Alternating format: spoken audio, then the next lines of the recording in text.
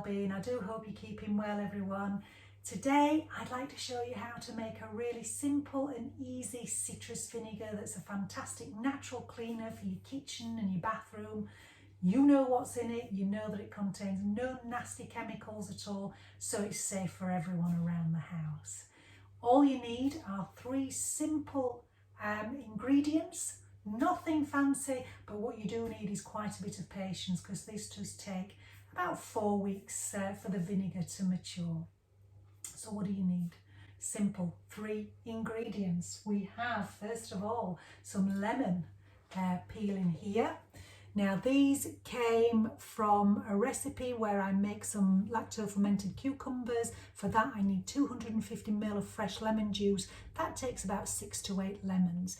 You don't need to do a huge batch of lemons for this, by the way. Just every time you use a lemon, if you're using the lemon juice, rather than discarding the skins, then just pop them in a bag or in a jar in the fridge until you've got enough to be able to make some of this wonderful vinegar.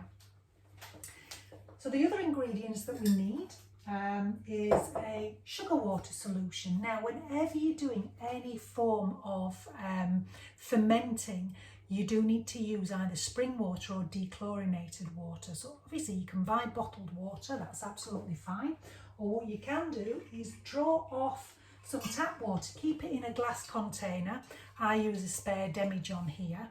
And if you leave the water for at least 24 hours, maybe a couple of days, I still haven't looked into the whole science behind it as to how long it takes for the chlorine to leave the water, but about 48 hours, I reckon you'll be safe. If anybody knows any better, please pop it in the comments below. Do share that with us. So I'm going to make up a solution now of sugar water using just normal white caster sugar. The only reason I use caster sugar is because it dissolves quicker. You could of course use granulated sugar. Must be white sugar though, as far as I'm led to believe. Again, if you want to correct me on that, brilliant, pop it in the comments below.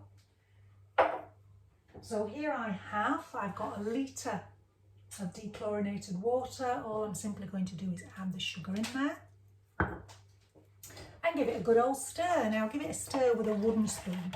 Whenever we're making any sort of concoctions like these, whether you're doing anything with fermentation, anything with good bacteria, stay away from metal and just use the natural implements. So wood is fantastic for this. You could use a chopstick, anything like that. So you'd probably be able to see, with it being caster sugar, it's dissolved really quickly there. 4 tablespoons of white sugar to a litre of water. I'm going to add this to the jar.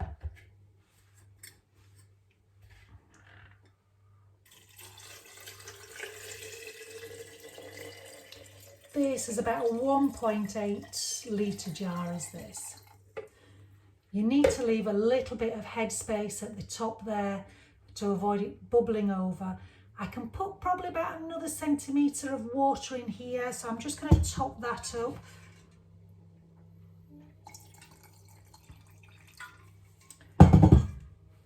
Give it a really good stir. And the key to this is giving your jar a good stir every day. Might sound like a chore, it's not really. It's great to watch these things beginning to develop. So just put it into your routine, whatever your routine is. First thing on a morning, last thing on a night time. You can do it twice a day if you wish. That's stirring the liquid I'm talking about. Once you've done that, you just need to cover it over to stop any dust coming in. It does need air for the process to go underway, so cover it with either a coffee filter, or I tend to use a muslin square. Pop that over, secure it with a elastic band, and then you're good to go.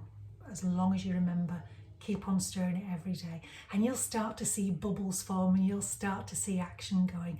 And after about maybe 2-3 weeks, if the bubbles stop forming, it all seems to be slowing down, you can add a little bit more sugar. Don't go too mad. Just add maybe about a teaspoon of sugar.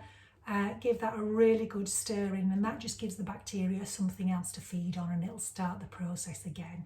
If you use too much sugar, unfortunately, you may end up with some form of syrup, which probably ends up in a sticky mess rather than in a nice vinegary mess. Or not. It's not a mess, is it? Obviously, it's the cleaning stuff, so it can't be a mess at the same time as well. Or can it, if it all goes wrong? But I'm sure it won't. Give it a go. All right, so moving swiftly forward. Imagine we've gone 4 weeks in time, and here I have a solution that's been sitting there nicely. I prepared this on the 29th of April.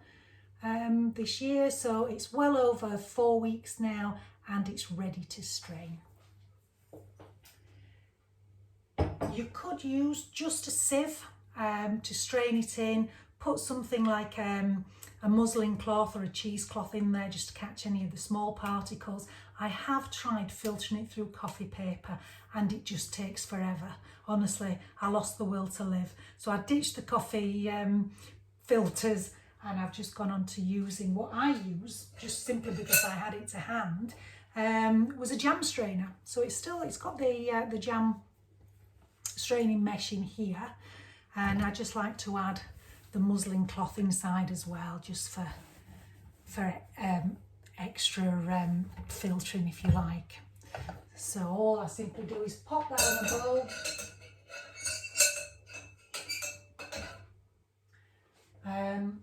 Just pop a sieve over, if that's what you've got, works just as well. And then just gently pour this in now.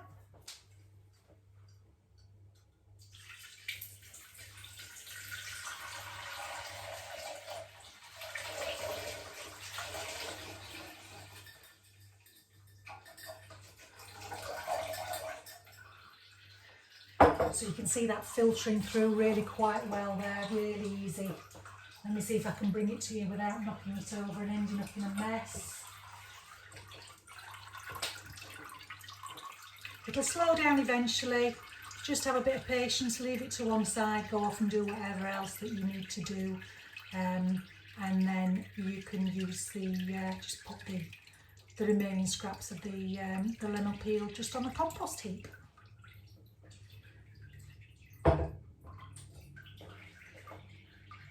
So here I have a glass bottle.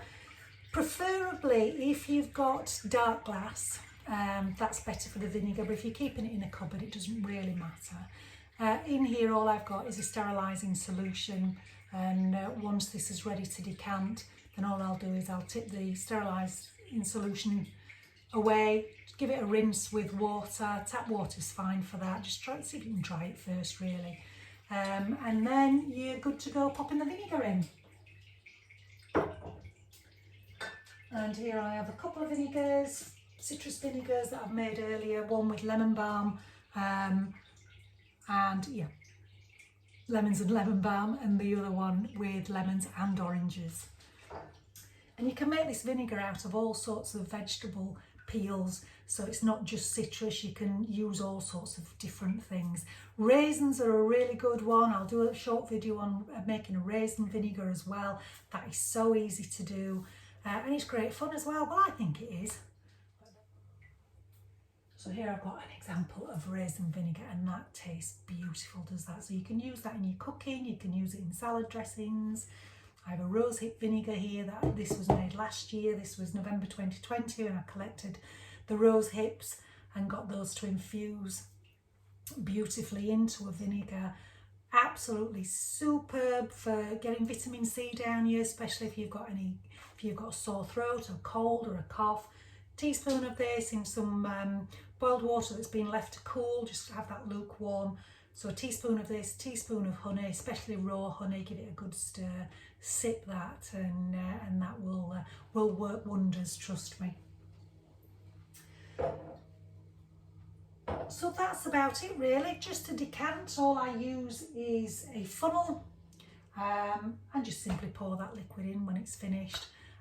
What I can show you is the pH of the vinegar as well. You can check that, so you can check whether your vinegar has actually turned to vinegar by using one of these little pH strips. You can get fancy gadgets, these are pretty cheap to use. So if you're just starting out on your journey and you're just really having just to play around, then you might like to just invest in some of these strips. So here it's got a chart for you to check. So I'm just going to show you one of the vinegars. Now I've seen people do this where they actually dip the strip into the vinegar. I tend not to do that, even though this is just a cleaning fluid, because chances are if I got into the habit of that, I might end up dipping it in vinegar that I'm wanting to consume, and I don't particularly want to get into that habit. So just pour a little bit out, pop the strip in, only a few seconds, you'll see it changes colour. Match it up with your chart, and this one will be roughly at about 4 here. So the pH value of the vinegar is about 4. So that's good to go. To turn it into a cleaning product, all I do is I use 50% of the vinegar to 50% of spring water. Again, just pop that in a little spray bottle. You can add some essential oils if you wish, so lavender's really nice, tea tree, eucalyptus, and give it a good shake up before you use it, obviously. You can use it neat if you wish, so if you're wanting to use it on a chopping board, then you might want to just spray the vinegar neat on there and just leave it for a while, or you can just use it dilute for all your surfaces. But do check first, do your research just to make sure that the vinegar solution is okay for the surfaces that you're wanting to use on. Okay, so that's it from me. I hope you found that useful. I hope you'll give it a go. It smells wonderful. You get the lemons. Obviously, if you're using oranges, you'll get that orange smell coming through.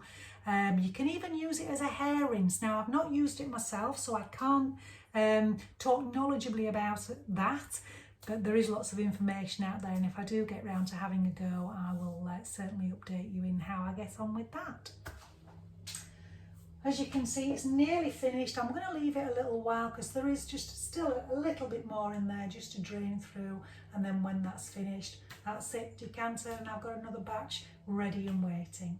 Okay, so I hope you found that interesting. Please do give it a go. Let me know how you get on. In the meantime, take care, and I hope to see some of you very soon. Bye now. Much love to you all.